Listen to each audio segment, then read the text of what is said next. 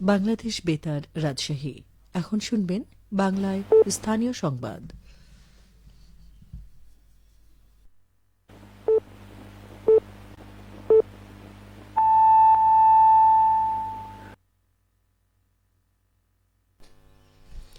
আসসালামু আলাইকুম। সন্ধ্যে ৭টা। বাংলাদেশ বেতার রাজশাহী। স্থানীয় সংবাদ পড়ছি উম্মে সালমা। আজ শহীদ ডক্টর জোহা দিবস। ৬৯-এর গণ অভ্যুত্থান চলাকালে এই দিনে পাক সেনাদের গুলিতে শহীদ হন রাজশাহী বিশ্ববিদ্যালয়ের রসায়ন বিভাগের রিডার ডক্টর মোহাম্মদ শামসুজ্জাহা। তিনি এদেশের স্বাধীনতা সংগ্রামে প্রথম শহীদ বুদ্ধিজীবী। রাজশাহী বিশ্ববিদ্যালয়ে দিনটি মহান শিক্ষক দিবস হিসেবে পালিত হয়। দিবসটি যথাযোগ্য মর্যাদায় পালনে রাজশাহী বিশ্ববিদ্যালয় কর্তৃপক্ষ নানা কর্মসূচির আয়োজন করে। দিবসটি উপলক্ষে সকাল থেকে বিশ্ববিদ্যালয়ের শহীদ জোহার সমাধিতে ফুল দিয়ে শ্রদ্ধা জানান শিক্ষক, শিক্ষার্থী, কর্মকর্তা, কর্মচারীরা।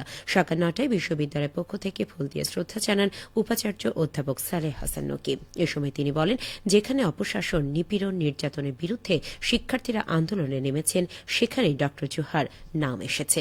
পরে শিক্ষক, শিক্ষার্থী, বিভিন্ন আবাসিক হল, ইনস্টিটিউট, বিভাগ ও সংগঠনের পক্ষ থেকে ফুল দিয়ে শ্রদ্ধা জানানো হয়।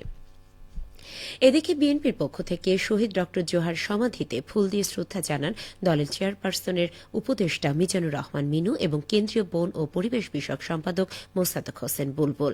এছাড়া সকাল 10টায় রসায়ন বিভাগের আয়োজনে বিশ্ববিদ্যালয়ের শহীদ তাজউদ্দিন আহমদ সিনেট ভবনে শহীদ ডক্টর জোহার স্মারক বক্তৃতা শীর্ষক আলোচনা সভা ও বেলা 11টায় টিএসসিসিতে রচনা প্রতিযোগিতা অনুষ্ঠিত হয়। দুপুরে কোরআন খতমে বিশেষ মোনাজাত এবং বাদ আসর ডক্টর জোহার স্মরণে দোয়া মাহফিল এবং সন্ধ্যায় শহীদ বুদ্ধিজীবী স্মৃতিফলক চত্বরে প্রামাণ্যচিত্র প্রদর্শনের আয়োজন করা হয়। নাটোরের সিংড়া ১৪৭ জন ক্ষুদ্র নৃগোষ্ঠীর শিক্ষার্থীর মাঝে ৫,৮৪,৫০০ টাকার শিক্ষাবৃত্তি এবং ২৬ জন শিক্ষার্থীর মাঝে বাইসাইকেল বিতরণ করা হয়েছে। আজ উপজেলা পরিষদ হলরুমে বিশেষ এলাকার জন্য উন্নয়ন সহায়তা শীর্ষক কর্মসূচির আওতায় সিংড়া উপজেলার ক্ষুদ্র নৃগোষ্ঠীর ছাত্রছাত্রীদের মাঝে ২০২৩-২৪ অর্থবছরের শিক্ষাবৃত্তি ও বাইসাইকেল বিতরণ করা হয়। অনুষ্ঠানের প্রধান অতিথি হিসেবে উপস্থিত ছিলেন সিংড়া উপজেলা নির্বাহী অফিসার মাজহারুল ইসলাম।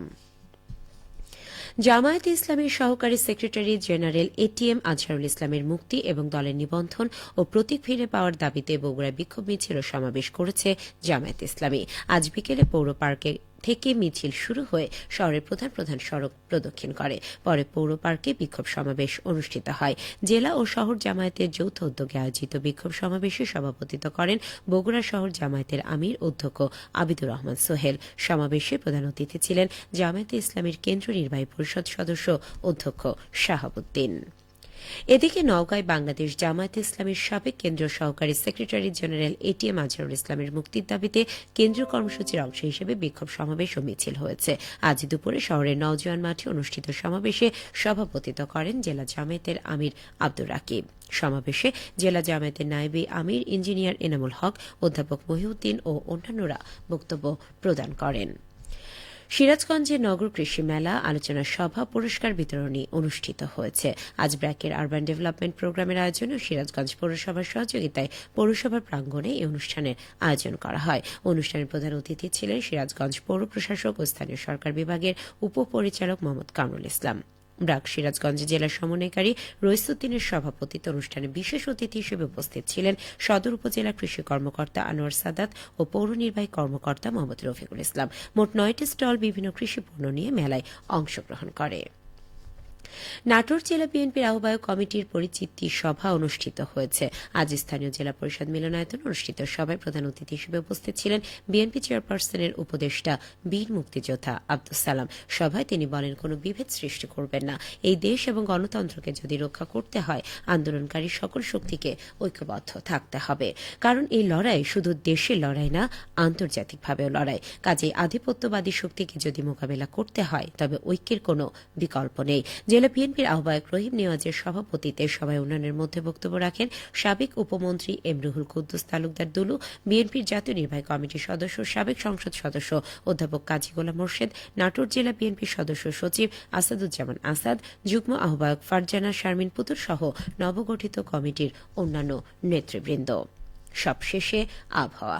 আজ রাজশাহীতে সর্বোচ্চ তাপমাত্রা ছিল 30 ডিগ্রি এবং সর্বনিম্ন 16.7 ডিগ্রি সেলসিয়াস। সন্ধ্যে 6টায় বাতাসে আপেক্ষিক আর্দ্রতার পরিমাণ ছিল 69%। রাজশাহী ও পার্শ্ববর্তী এলাকায় আগামীকাল সূর্যোদয় ভোর 6:36। সংবাদ শেষ হলো।